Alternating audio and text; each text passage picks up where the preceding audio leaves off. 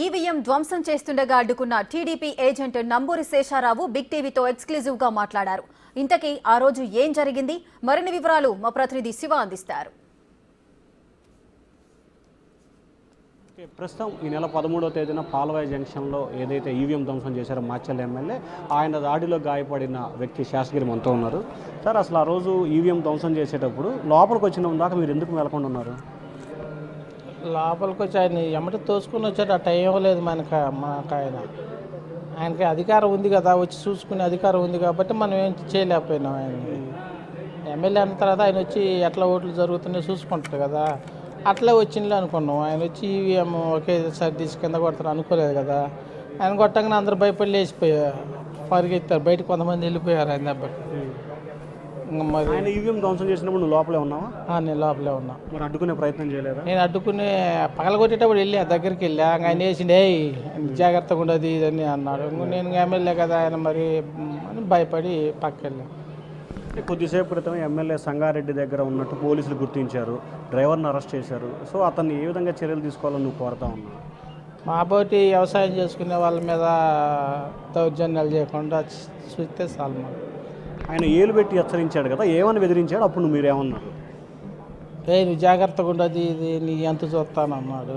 మరి ఇంకా భయపడి పక్కకి వెళ్ళిపోయాము. ఎలా బెదిరించాడు మిమ్మల్ని ఆయన? జాగ్రత్త నువ్వు నీ ఎంత చూస్తాను అన్నాడు. మనం పక్కకి వెళ్ళిపోయాము. పక్కకి వెళ్ళిపోయి ఇంకా బయటికి పంపించి తలుపులు వేసుకున్నారు వాళ్ళు ఆఫీసర్లు. నన్ను 2 నిమిషాలు ఉంటారు, నువ్వు కూడా వెళ్ళిపోయావు బయటికి అన్నారు.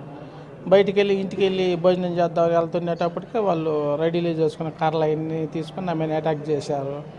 ఇక కొట్టారు, 6 కుట్లు పడ్డాయి. ఇది ఈ చెయ్యి ఇంతలా వస్తే ఇప్పుడే రోజు ఐసు పెట్టి అట్లా మందులు వాడి తగ్గించే ఈ కాళ్ళకి అవన్నీ కొట్టారు లోపల. అంతలోకి నన్ను చంపేస్తారని నా తరపున ఉండేవాళ్ళు ఉన్నారు, వాళ్ళు కొద్దిగా మందులకేసి నన్ను రక్షించారు. అంటే ఆయన మిమ్మల్ని ఏలు పెట్టి బెదిరించినప్పుడు మీరు ఏమనలేదా?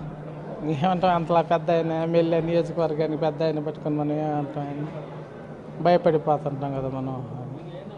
అంటే ఆయన లోపలికి వస్తున్నప్పుడు మీరు అక్కడే ఉన్నారు కదా, ఆయన ఎమ్మెల్యే వస్తున్నాడు, ఎందుకు వస్తున్నాడు? అడ్డుకోవటాన ఈవీఎం ధ్వంసం? అంతకుముందు 2 సార్లు వచ్చి వెళ్ళారు, అట్నే చూసి వెళ్ళిపోతారు అనుకున్నాం. ఆయన పగలేస్తారని మనం అనుకోం కదా. అది సో ఇప్పుడు ఫైనల్గా ఆయన కోసం పోలీసులు గాలింపు చర్యలు చేపడుతున్నారు. ఆయన్ని ఏం చేయమని మీరు కోరుతా ఉన్నారు? ఇప్పుడు సాయంకాలం 6 గంటలకి డీజీపీని కూడా కలవబోతున్నారు కదా, సో డీజీపీకి మీరు ఏమని ఫిర్యాదు చేయబోతా ఉన్నారు? అదే మాకు ఆయన వల్ల ఎప్పుడేం ప్రాణహాని ఉంది, ఎందుకంటే మేము ఇట్లా వచ్చి ఆయన మీద చెబుతున్నాం కాబట్టి, జరిగింది చెబుతున్నాం కాబట్టి మాకు ఎప్పుడైనా ప్రాణహాని ఉంది, దాని నుంచి కాపాడమని.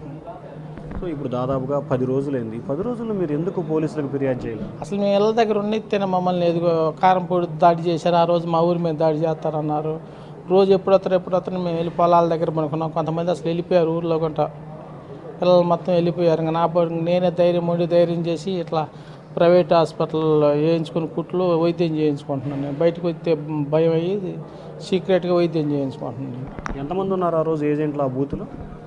6. సో ఆ బూత్లో ఎన్ని ఓట్లు ఉన్నాయి? ఎన్ని ఓట్లు పోలైన సమయంలో ఈయన ఈవీఎం పగలగొట్టాడు?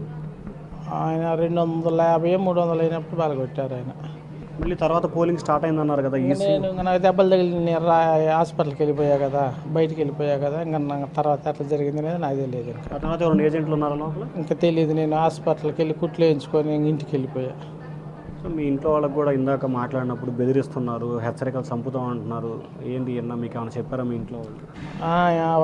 భయంగానే ఉన్నది, అది ఇదని ఇంట్లో ఉండలేకపోతున్నాం అన్నారు. నేను మటుకు ఆ రోజు నుంచి సెల్ వాడటం మానేసా. ఇంకా ఇట్లా బెదిరింపులు ఎందుకులేని నేను సెల్ వాడటం మానేసా. ఇంట్లో వాళ్ళకి మటుకు వాళ్ళు మీ ఆయన అట్లా చేస్తారు ఇట్లా చేస్తారని బెదిరింపులు వస్తున్నాయంటే నన్ను సీక్రెట్గా పొలాల్లోకి వచ్చి భోజనం ఇవ్వటం అట్లా చేశారు. ఈ 10 రోజుల్లో మీరు ఎప్పుడు కలిశారు మీ టీడీపీ నాయకుల్ని? ఎప్పుడు వీళ్ళందరికీ సమాచారం? బ్రహ్మారెడ్డి గారు మటుకు ఆ రోజే నీకేనే ఉన్నాను అది ఇదని చెప్పారు. ఆయన చెప్పినా కానీ కొద్దిగా ఆ చుట్టుపక్కల ఉండి వైద్యం చేయించుకున్నాను నేను. సో ఇది మొత్తం మీద చూసుకుంటే 1కి 2 సార్లకి నన్ను ఏలుబెట్టి బెదిరించాడు. ఎమ్మెల్యే స్థాయి ఏలుబెట్టి బెదిరిస్తే నేను ఏమాత్రం కూడా దానికి తట్టుకోలేను, పెద్దవాళ్ళని ఢీకొట్టే శక్తి తనకు లేదని చెప్పి కూడా శేషగిరి చెప్తున్నారు.